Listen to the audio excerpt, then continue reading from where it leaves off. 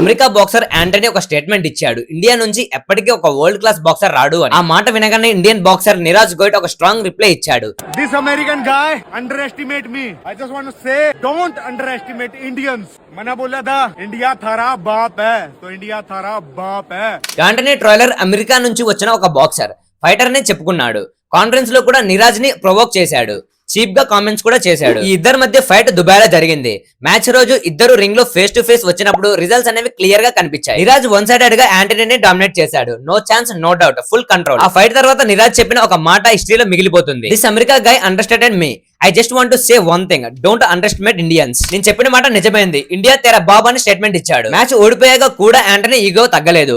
మళ్ళీ రివెంజ్ కోసం నిరాజ్ దగ్గరికి వచ్చాడు. కానీ హర్యానా చోరు అండ్ నిరాజ్ వాడిని అక్కడే నిలబెట్టి భయపెట్టి పంపించేశారు. ఈ ఒక్క ఫైట్ తో ఇండియాలో వరల్డ్ క్లాస్ బాక్సర్స్ లేరు అనే భయాన్ని పోగొట్టాడు పూర్తిగా. ఈ రోజు ప్రపంచం మొత్తం ఒకటే చెప్తుంది, ఇండియా తెర బాబ్. కంటెంట్ యూస్ఫుల్ అనిపిస్తే ఫాలో చేసి లైక్ చేయండి.